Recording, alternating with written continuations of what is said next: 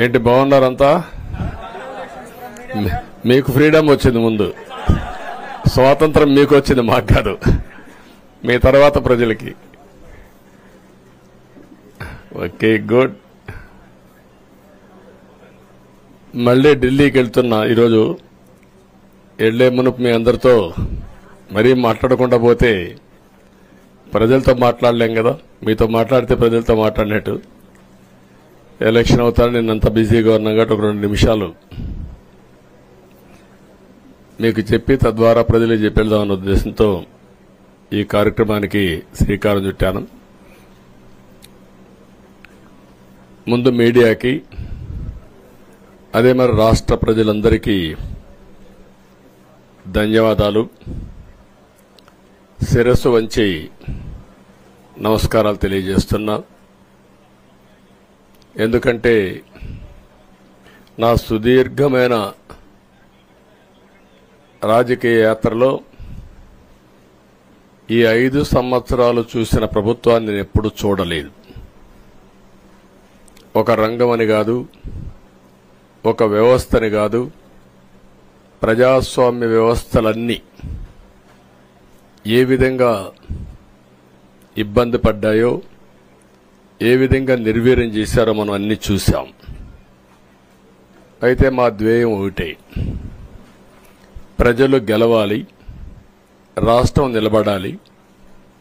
దీనికోసం ఎన్ని త్యాగాలైనా సరే చేసి మళ్లీ భావితరాల భవిష్యత్తు కోసం ముందుకు పోవాలని చెప్పి వెళ్ళాం. నేను చాలా ఎన్నికలు చూశాం. 10వ ఎన్నిక నిన్న. అంటే ఇన్ని ఎన్నికలు చూసినా, అంటే ఎన్నికలు చూడడమే కాకుండా ఈ ఎన్నికలన్నీ at the helm of affairs ఉండి ఎప్పటికప్పుడు సమీక్షలు గాని ఇవన్నీ నిర్వహించడం కూడా చేశాం. రాజకీయాల్లో ఒడికిదుడుకులు సాధారణంగా ఉంటాయి. ఎవరూ శాశ్వతం కాదు.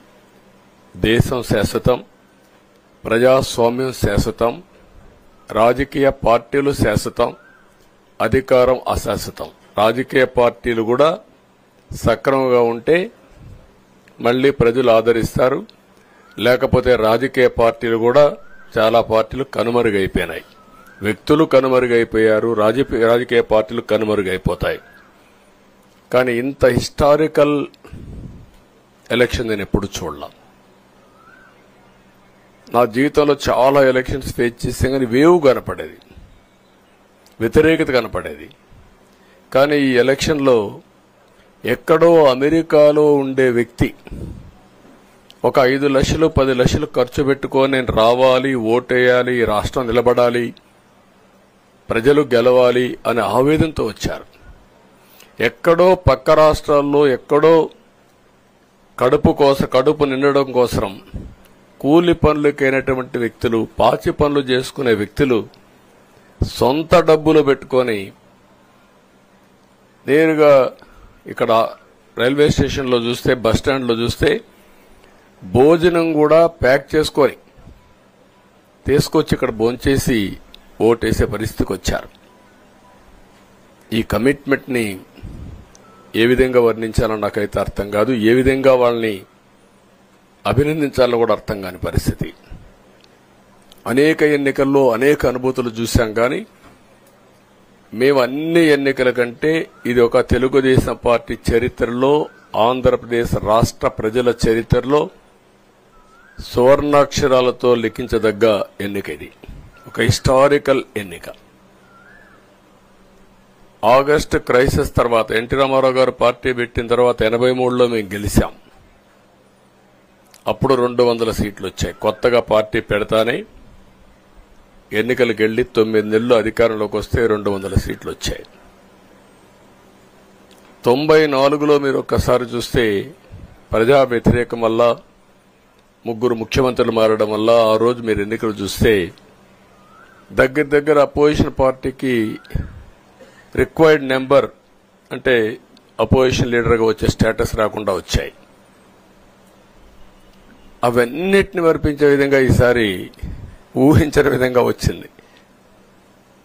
అంటే దానికి కారణాలు నేను ఎక్కువ చెప్పక్కర్లేదు. అనుభవించిన ప్రజలకి అర్థమవుతుంది. ఎప్పుడైనా సరే ప్రజాస్వామ్యంలో ప్రాథమిక హక్కు మాట్లాడే స్వేచ్ఛ. ఆ స్వేచ్ఛనే కోల్పోవాల్సి వచ్చింది. అదే కాదు, బ్రతికే స్వేచ్ఛ, ఆస్తులు పెట్టుకునే స్వేచ్ఛ, ఇవన్నీ కోల్పోయే పరిస్థితి వచ్చింది. అందుకే మీరు చూస్తే మొన్న ఎలక్షన్లో సరే ఏ విధంగా మేమందరం కలిశాం అవన్నీ మాకంటే ముందు మీకే తెలుసు. కలిసినప్పుడు ఎవ్రీ ఈవెంట్ ఇవి వేదిక నుంచే ప్రారంభించాం. అక్కడి నుంచి ముందుకెళ్ళాం. ఆ రోజు చెప్పాం, ఈ రోజు ఒకటి చెప్తున్నాం. మా ఆలోచన ప్రజలు గెలవాలి, రాష్ట్రం నిలబడాలి. అంతవరకు సాధించగలిగాం. 55.38% ఓట్లు పడ్డాయి. దీంట్లో తెలుగుదేశానికి 45.60% పడ్డాయి. వైసీపీకి 39.37% పడ్డాయి. ఇది ఊహించినటువంటి ఒక్కొక్కసారి 95,000 మెజారిటీ. ఒకప్పుడు నేను చార్మినార్ ఎగ్జాంపుల్ చెప్పేవాడిని. చార్మినార్ అంటే అక్కడ ఎంఐఎం కంచుకోట, అక్కడ ఎప్పుడు ఎక్కువ ఓట్లు వచ్చేటివి. ఆ తర్వాత కుప్పం, సిద్దిపేట పోటీ పడేటి రెండో స్థానానికి. అప్పుడు కూడా 70,000, 80,000, 50,000 కాడ ఆగిపోయేవాళ్ళం. ఈసారి 95,000, 94,000, మళ్ళా 92,000, 91,000. మంగళగిరి లాంటి కాన్స్టిట్యున్సీ 91,000 మెజారిటీ. ఏ విధంగా అభివర్ణించాలో నాకైతే అర్థం కాదనమాట. అంత ఇదెళ్లిపోయినాయి. ఇవన్నీ చూసిన తర్వాత ప్రజలు ఇచ్చిన తీర్పు మీరు చూస్తే అహంకారం, నియంతృత్వం, విచ్చలవిడితనం, ఏదంటే అది చేస్తాననుకుంటే ప్రజలు క్షమించే పరిస్థితులు లేరు. అదే ఈరోజు నిరూపించే పరిస్థితికి వచ్చారు. ఒక మాటలో చెప్పాలంటే ఈసారి వీళ్ళు చేసింది గుణపాఠం పాలకులకు కాదు, అవినీతి అహంకారంతో ముందుకు పోయే ఎలాంటి ధ్వంసకారులకైనా ఇదే జరుగుతుందని నిరూపించారు ప్రజలు. దానికి మనస్ఫూర్తిగా అభినందిస్తున్నా. అదే సమయంలో 5 సంవత్సరాలు మా కార్యకర్తలు పడిన ఇబ్బందులు, చాలా మంది స్లీప్లెస్ నైట్స్, కంటి నిండా నిద్రపోని పరిస్థితి. అక్కడి నుంచి నేను చూస్తే చాలా కడాన మనిషిని హింస పెడుతూ, నువ్వు ప్రాణంతో బతకాలంటే జై జగన్ అనమంటే జై తెలుగుదేశం, జై చంద్రబాబుని ప్రాణాలు వదిలిన సందర్భం చంద్రయ్య. ఇది తలుచుకుంటే ఆ కమిట్మెంటే, ఆ త్యాగాల ఫలితమే ఈరోజు ప్రజాస్వామ్యాన్ని కాపాడుకోగలిగాం.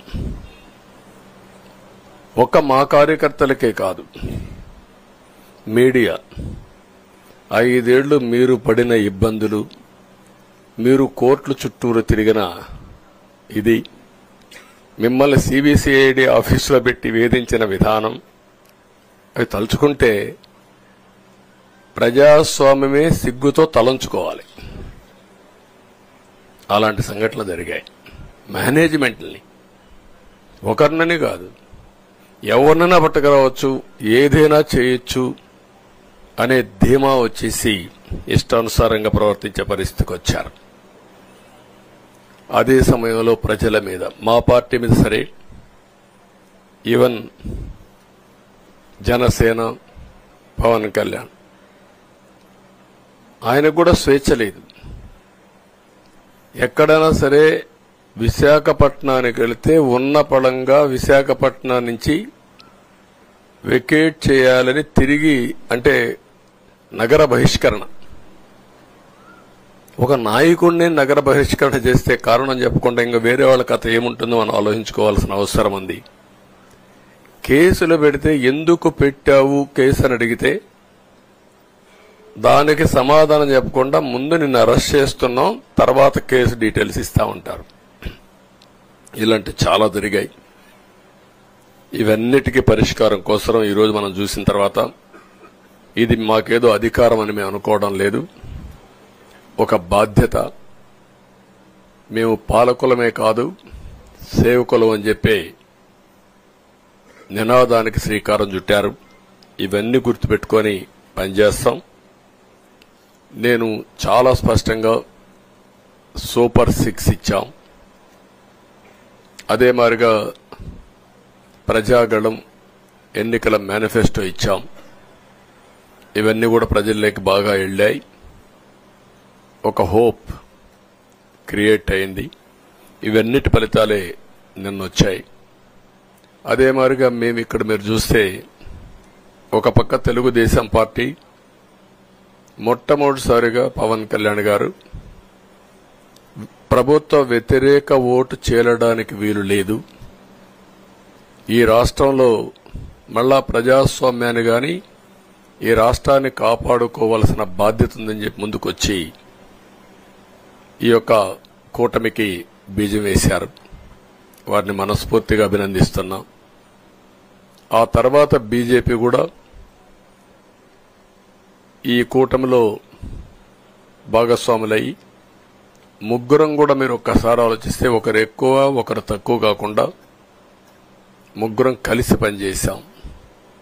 బేషిజాలు ఎక్కడా లేకుండా మేము ఏదైతే చెప్పామో ప్రజలు గెలవాలి, రాష్ట్రం నిలబడాలి, దీనికోసం పై స్థాయి నుంచి ఢిల్లీ నుంచి వచ్చినటువంటి బీజేపీ నాయకులు గాని ప్రధానమంత్రి అమిత్ షా గారు గాని ఇక్కడుండే పవన్ కళ్యాణ్ గాని తెలుగుదేశం పార్టీ కేంద్ర నాయకత్వం నుంచి కింది వరకు అందరం కూడా ఒక ట్రూ స్పిరిట్ తో పనిచేశాం.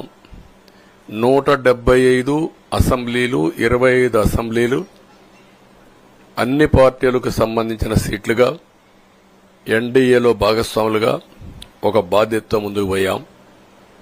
అందుకే ఈ అనూహ్యమైనటువంటి విజయాన్ని సాధించగలిగాం. ఇక్కడి నుంచి బాధ్యత ఉంటుంది. ఆ బాధ్యతని ఏ విధంగా చేయాలనో అవన్నిటి కూడా ప్రణాళికలు తయారు చేసుకుంటాం. అంటే ఈ 5 సంవత్సరాలు జరిగిన విధ్వంసం మీరు ఒకసారి చూసిన తర్వాత ఇది ఒక 30 సంవత్సరాలకు ఎంత డ్యామేజ్ చేయాలనో అంత డ్యామేజ్ జరిగింది. వ్యవస్థలు విధ్వంసమయ్యాయి. మొత్తం ఎకానమీ కుప్పగూలిపోయింది. అప్పులైతే ఎంత చేశారో ఇంకా లోతు పోతే తప్ప మనకు తెలియదు. ఎక్కడెక్కడ చేశారో ఏమేం చేశారో తెలియదు. ఇంకొక పక్క ఎక్కడికక్కడ సహజ సంపద, ఒక శాండ్ కావచ్చు, మినరల్ వెల్త్ కావచ్చు, లేకపోతే ఏదంటే అది ఇంకా మాకు అడ్డే లేదు, ఏమైనా చేయగలుగుతాం, ఎవరైనా అడ్డొస్తే తొలగించుకుంటా పోతామనే ధీమాతో ముందుకు పోయారు. కొంతమంది భయపడి రాలేకపోయారు, ఎదిరించలేకపోయారు. నా కళ్ల ముందర ఒక రైతు చూస్తే ఆ పొలం పక్క నుండి ఇసుక తీసేస్తే అక్కడ భూగర్భ జలాలు ఉండవు, వ్యవసాయానికి నీళ్లు కూడా కొరత వస్తుంది, పక్క నుండే పొలాల్లో కూడా నీళ్లు ఉండవు. కానీ మాట్లాడే సాహసం చేయలేకపోయాడు. ఆయన కళ్ల ముందర ఆయన పొలంలో మట్టి తీసుకుపోతా ఉంటే ఎదిరించలేని నిస్సహాయ స్థితికి వచ్చాడు. మా వాళ్లు పోతే హౌస్ అరెస్టులు చేశారు. ఇవన్నీ చెప్పుకుంటూ పోతే ఒకటి కాదు, చాలా జరిగాయి. అవన్నీ కూడా ఏ విధంగా చేయాలనో చేస్తున్నాయి. మళ్లీ వ్యవస్థలన్నీ కూడా పునరుద్ధరించాల్సిన బాధ్యత ఉంది. అదే మరిగా మాకు ఒక 4-5 రోజులు ఇవన్నీ చూసిన తర్వాత డెప్త్కి పోయిన తర్వాత మీరు పేపర్లో రాసినట్టు గాని మేము మాట్లాడినట్టు గాని ఒక లెవెల్లో ఆగిపోయినాయని నా ఉద్దేశం. ఎందుకంటే నేను రాజకీయాలు 40 ఏళ్లు చూశాను. ప్రభుత్వాలను మేము అధికారం ఉన్నప్పుడు చూశాను, బాగు చేసి మళ్ళా అపోజిషన్కి వస్తానే వీళ్ళు నాశనం చేస్తే మళ్లీ నేను అధికారంలోకి వస్తానే దాన్ని బాగు చేయాలంటే ఎన్ని కష్టాలు ఉన్నాయో నేను చూశాను. ఒకప్పుడు పవర్ సెక్టర్ మీరు చూస్తే కరెంట్ ఎప్పుడు వస్తుందో ఎప్పుడు పోతుందో తెలియని పరిస్థితి నుంచి హైదరాబాద్ లో విద్యుత్ సౌధ దగ్గర రాఘవరెడ్డి ఉండేవాడు, కమ్యూనిస్ట్ లీడర్. నల్గొండ నుంచి రైతులను తీసుకొచ్చి సమ్మర్ వస్తే అసెంబ్లీ ఏప్రిల్లో ఉంటే గొడవలు. సగం టైం మేము కరెంటు కొరత పైనే చర్చించేవాళ్ళం. That were the days. అలాంటిది నేను 1999 నుంచి పవర్ సెక్టర్ రిఫార్మ్స్ తీసుకొచ్చి 2004కి సర్ప్లస్ బాధ్యతతో క్వాలిటీ పవర్ ఇవ్వడం మొదలుపెట్టాం. 2014కు మళ్లీ 22 మిలియన్ యూనిట్లు ఆంధ్రప్రదేశ్లో కొరత కరెంటు. వ్యవస్థలన్నీ నిర్వీర్యం అయిపోయినాయి. తర్వాత మళ్లీ సెట్ చేసి 2 నెలలు 3 నెలలు కరెంటు కొరత లేకుండా చేసి వ్యవస్థలన్నీ పటిష్టంగా చేసి సోలార్ విండ్ తీసుకొచ్చి కాస్ట్ తగ్గిస్తే ఇప్పుడు మీరు చూశారు ఎంత పవర్ ఛార్జెస్ పెంచారు. 9 సార్లు పెంచారు. ఎందుకు పెంచారో నోబడీ నోస్. దానికి రీజనే లేదు. ఇప్పుడు ఎక్కడుందో దాన్ని ఎత్తుక్కుంటే ఎంత లోతు పోయిందో కూడా తెలియదు. దాన్ని ఏ విధంగా రిపేర్ చేయాలి, ఎంత డబ్బులు తెచ్చారు, ఏ పేరుతో తెచ్చారు, అవన్నీ ఒక వ్యవస్థను కాదు, సంబంధం లేని వ్యవస్థతో డబ్బులు తీసుకొచ్చి సంబంధం లేని డిపార్ట్మెంట్కి ఇచ్చారు. ఇలాంటి చాలా ఉన్నాయి. అవన్నీ ఇన్ కోర్స్ ఆఫ్ టైం మీకు కూడా చెప్తాం. అల్టిమేట్ గా ఇదేదో మేము అధికారం అంటే జుబిలియంట్ గా బ్రహ్మాండంగా ఉందనుకోవడానికి కాదు. ఒక బాధ్యతతో మా మీద ఎంత నమ్మకం పెట్టుకున్నారో ఈ ప్రజల్ని మళ్లీ ఒక దారి చూపించే మార్గం మేము చూపిస్తాం. ఇంకొక పక్కన మీరు ఒకసారి ఆలోచిస్తే ఇదే అసెంబ్లీలో నాకు, మా కుటుంబానికి, మా మిస్సెస్కి జరిగినటువంటి అవమానానికి నా జీవితంలో ఎప్పుడూ బాధపడలా. నా మీద బాంబులతో దాడి చేసినప్పుడు కూడా వీరోచితంగా ఎదుర్కొన్నా. 2003 సెప్టెంబర్, అక్టోబర్ నాకు ఇప్పటికి కూడా జ్ఞాపకం. ఆ రోజు నా మీద బాంబులు చేసినప్పుడు చాలా ఒక పానిక్ రియాక్షన్లో కూడా నేను భయపడలేదు. అలాంటి వ్యక్తిని మీరు చూస్తే అది ఆ సంఘటన చూసిన తర్వాత ఇలాంటి కౌరవ సభలో ఉండడం కరెక్ట్ కాదని అసెంబ్లీలో చెప్పి దానికి కూడా మైక్ ఇవ్వకపోతే చెప్పేసి బయటొచ్చి ప్రెస్ కాన్ఫరెన్స్ చెప్పి అనౌన్స్ చేశాను. మళ్లీ క్షేత్రస్థాయిలో గెలిచి అసెంబ్లీని గౌరవ సభ చేసి అసెంబ్లీకి ఎంటర్ అవుతానని చెప్పాను. నేను ఏదైతే ఆ రోజు ఒక ప్రతిజ్ఞ చేశాను దాన్ని నిజం చేయడానికి ప్రజలు సహకరించారు. మామూలుగా సహకారం కాదది. నేను ఇన్ని సంవత్సరాలు చాలాసార్లు చాలా ఎలక్షన్లు గెలిచాం, కొన్ని ఎలక్షన్లో ఓడిపోయాం. ఎలక్షన్లో ఓడిపోయినప్పుడు నేను ఎప్పుడూ కుంగిపోలేదు. ఎలక్షన్లో గెలిచిన తర్వాత గంతులేయలేదు. నిబ్బరంగా ఓడిపోయినప్పుడు ఒక బాధ్యత ప్రతిపక్షంలో ఉండి పనిచేయాలి, గెలిపించినప్పుడు ఒక బాధ్యత ప్రజలకు మెరుగైన సేవలు అందించి వాళ్ళని ముందుకు తీసుకుపోవాలని ప్రయత్నం చేశాం. ఎప్పుడూ ప్రజాప్రచారనే ఉన్నాం. అలాంటిది జరిగిన తర్వాత ఈరోజు మళ్లీ ఇదే అసెంబ్లీకి నేను ఏదైతే చెప్పానో అది చేసి వెళ్ళడం అనేది ఒక తృప్తి, ఒక గౌరవం. ఆ గౌరవాన్ని నిలబెట్టిన ప్రజలను కూడా మనస్ఫూర్తిగా అభినందిస్తూ మీ రుణం తీర్చుకుంటాం. ఏ విధంగా పనిచేయాలో పనిచేస్తాం. మీ ఎక్స్పెక్టేషన్స్ ప్రకారం పనిచేసి అయితే ఎప్పటికప్పుడు మీరందరూ కూడా మేము ఓటేశాం, మా పని అయిపోయింది, ఇంకా మీరు చూసుకోండి కాకుండా ఎప్పటికప్పుడు మమ్మల్ని నడిపించే బాధ్యత, మాకు సహకరించే బాధ్యత, మళ్లీ రాష్ట్రంలో ఉండే ప్రజలందరం బాగుపడాలంటే ఏం చేయాలో మేము చేసినప్పుడు ఎప్పటికప్పుడు ఫీడ్బ్యాక్ ఇచ్చి నడిపించే బాధ్యత తీసుకోవాల్సిందిగా వారిని కోరుతున్నా. పవన్ కళ్యాణ్ గారిని మనస్ఫూర్తిగా అభినందిస్తున్నా. అదే మరి బీజేపీ అగ్రనాయకత్వాన్ని నరేంద్ర మోడీ గారిని, అమిత్ షా గారిని, ఇక్కడికి వచ్చిన అబ్జర్వర్స్ ని, ఇక్కడుండే పార్టీ అధ్యక్షురాలైనటువంటి పురంధేశ్వరి గారిని మనస్ఫూర్తిగా అభినందిస్తున్నా. వీళ్ళందరూ కూడా ఏదైతే ఒక స్ఫూర్తిని తీసుకున్నామో ఆ స్ఫూర్తితో టోటల్ గా ప్రతి ఒక్క కార్యకర్త సిన్సియర్ గా పనిచేయడానికి ఏ అభ్యర్థి ఉన్నా తమ అభ్యర్థిగా పాటించి బ్రహ్మాండంగా పనిచేశారు. వాళ్ళందరినీ అభినందిస్తున్నాం. ఈరోజు మా విజయం మూడు పార్టీల కార్యకర్తల సమిష్టి కృషి. వారందరినీ అభినందిస్తూ ఈరోజు ఢిల్లీకి పోయి వచ్చిన తర్వాత ఒకసారి మళ్లీ ఇవన్నీ ఎప్పటికప్పుడు సమీక్ష చేసుకుంటూ ముందుకు పోతా అని చెప్పి తెలియజేసుకుంటూ మరొక్కసారి మీ అందరికీ అభినందనలు, ధన్యవాదాలు. థ్యాంక్ యూ అనండి.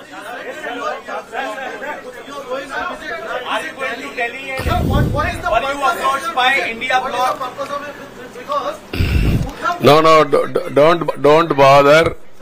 No, hear me I say. You are very loud. You want news always. I am also experienced. I have seen so many political changes in this country. We are in NDA. I am going for NDA meeting. In course of time, anything, we'll report to you. Thank you.